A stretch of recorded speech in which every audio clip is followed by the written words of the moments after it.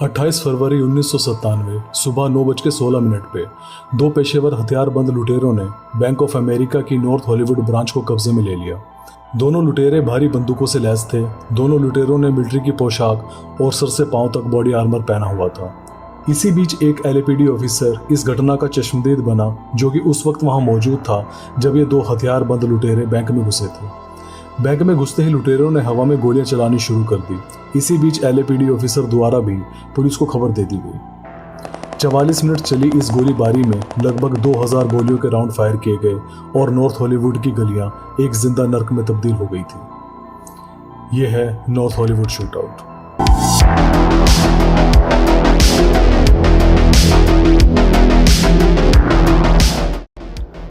सन 1989, Venice, California. बताया जाता है ये दोनों लुटेरे पहली बार एक दूसरे से गोल्ड जिम में मिले थे और दोनों एक ही इरादा रखते थे, जो कि जल्द से जल्द अमीर होना था। ये दो लोग थे लैरी फिलिप्स जूनियर, जन्म 20 सितंबर 1970, और एमिल मैटासेरानो, एक रोमानियन इमिग्रेंट, जन्म 19 जुलाई 1966। इन दोनों को वेट लिफ्टिंग और बंदूकों में दिलचस्पी थी और यही दिलचस्पी इन दोनों को एक दूसरे के करीब ले आई। एक और चीज़ इन दोनों में समान थी, दोनों ही अपनी अपनी ज़िंदगी में नाकामयाब थे। मिलने से पहले लैरी फिलिप्स दुकान से सामान चुराने और रियल एस्टेट में घोटाला करने के इल्ज़ाम में कई बार पकड़ा जा चुका था। वहीं एमिल मैटासेरानो एक इलेक्ट्रिकल इंजीनियर था और कंप्यूटर हार्डवेयर का काम करता था। जैसे ही दोनों की दोस्ती आगे बढ़ी, ये दोनों लूटपाट में मशगूल हो गए। 14 जून 1995, समय करीब दोपहर के 12 बजे, फिलिप्स और मैटासेरानो ने एक बख्तरबंद ट्रक का तब तक पीछा किया जब तक ट्रक रुक नहीं गया। जब ट्रक का गार्ड डिलीवरी करके वापस आया तो फिलिप्स और मैटासेरानो ने उस गार्ड पर अपनी AK-47 राइफल से गोलियां चलानी शुरू कर दी और करीब $1,20,000 लूट लिए। खुशकिस्मती से गार्ड बच गया और बैंक रॉबरी सुर्खियों में आ गई। इस घटना में जिस तरह की हिंसा और हथियारों का इस्तेमाल हुआ था, इन सब ने FBI का ध्यान इस लूट की तरफ खींचा और इस लूट की घटना को AK-47 बैंडिट्स का नाम दे दिया गया। 27 मार्च 1996 को एक बार फिर लैरी फिलिप्स और मैटासेरानो ने एक बख्तरबंद ट्रक का पीछा नॉर्थ हॉलीवुड, कैलिफोर्निया में किया, पर इस बार वो बुरी तरह से नाकामयाब रहे। घटनास्थल से भागने के बाद दोनों ने अपनी कार को सड़क के किनारे छोड़ दिया और उसमें आग लगा दी। इस घटना के लगभग 2 महीने बाद फिलिप्स और मैटासेरानो ने एक बैंक रॉबरी को अंजाम दिया। दोनों लुटेरे 2 मई 1996 को हथियार लेकर बैंक में दाखिल हुए और हवा में गोलियां चलाने लगे और सिर्फ 6 मिनट में ही बैंक से $7,50,000 लूट कर ले गए। उनकी इस कामयाबी से उनका हौसला इतना बढ़ा कि उन्होंने 29 दिन बाद 31 मई 1996 को बैंक ऑफ अमेरिका की विनेका ब्रांच से $7,96,000 लूट लिए। कहा जाता है फिलिप्स और मैटासेरानो ने सिर्फ 30 दिन के अंदर $1.6 बिलियन लूट लिए थे। फिलिप्स और मैटासेरानो FBI और लॉ एनफोर्समेंट एजेंसी की नाक का नासूर बने हुए थे और इसलिए अब उनका नाम AK-40 बैंडिट से बदलकर हाई इंसिडेंट बैंडिट्स रख दिया गया था। और अब FBI और लॉ एनफोर्समेंट एजेंसीज ने इन बैंडिट्स के लिए हर बड़े बैंक के बाहर अपनी फोर्स तैनात कर दी थी। इसी बीच फिलिप्स और मैटासेरानो अपने हथियारों को अपग्रेड कर रहे थे और एक बड़ी लूट का प्लान कर रहे थे और उन्होंने अपना अगला टारगेट नॉर्थ हॉलीवुड, कैलिफोर्निया की ब्रांच ऑफ अमेरिका 384 को चुना। कहा जाता है कि ये ब्रांच उस इलाके की सबसे बड़ी ब्रांच थी। अगर ये लूट सफल हो जाती तो दोनों को लगभग $2 मिलियन मिल जाते।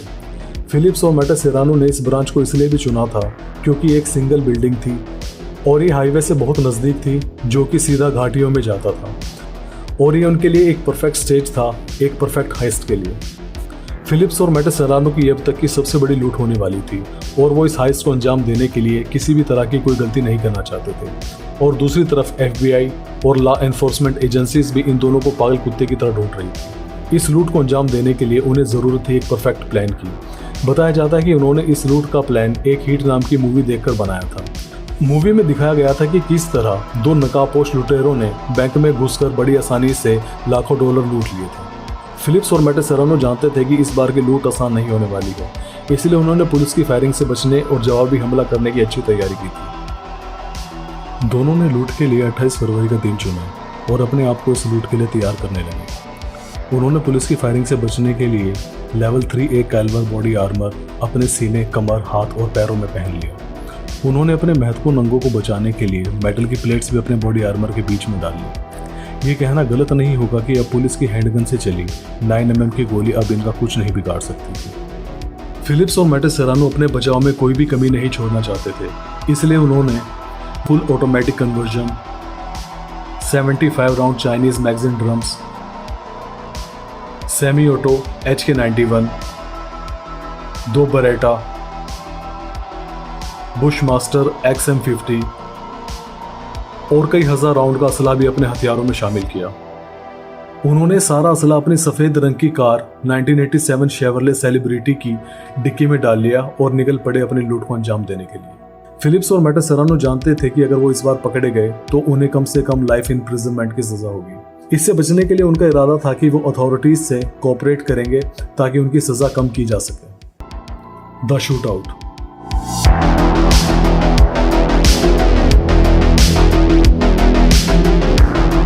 अट्ठाईस फरवरी की सुबह लैरी फिलिप्स और एमिल मैटिस सेरानो अपनी शेवरले कार लेकर बैंक की तरफ रवाना हो गए। बताया जाता है कि उन्होंने चलने से पहले नर्वस सिस्टम डिप्रेसेंट मेडिसिन भी ली थी ताकि वो अपनी इस लूट के दौरान अपनी मांसपेशियों को रिलैक्स रख सकें। सुबह करीब 9:17 पर फिलिप्स और मैटिस सेरानो बैंक में दाखिल हुए और हवा में गोलियां चलाने लगे और चिल्लाने लगे, this is fucking hold up. Hold up का मतलब होता है बैंक की नोक पर बैंक आदि को लूटने का काम।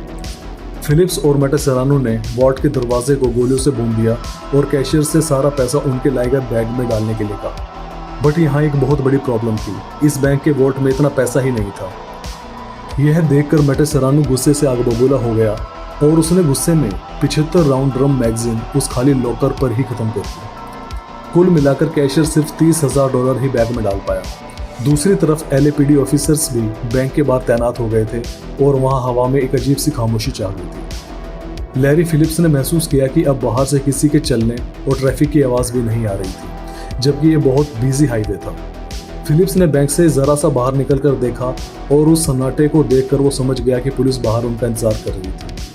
जहां पुलिस बैंक में अभी दाखिल होने की सोच ही रही थी, उतने में ही Larry Phillips north ATM lobby से बाहर आया और उसने पुलिस पे अंधाधुंध गोलियां चलानी शुरू कर दी और 200 फीट की दूरी से तुरंत 7 पुलिस ऑफिसर्स और 3 सिविलियंस को जख्मी कर दिया। पुलिस ने भी फिलिप्स पे जवाबी हमला किया, पर उनकी 9mm हैंडगन उसके सामने खिलौना साबित हो रही थी। फिलिप्स ने मैटिस सेरानो से कहा, हमें यहाँ से निकलना होगा।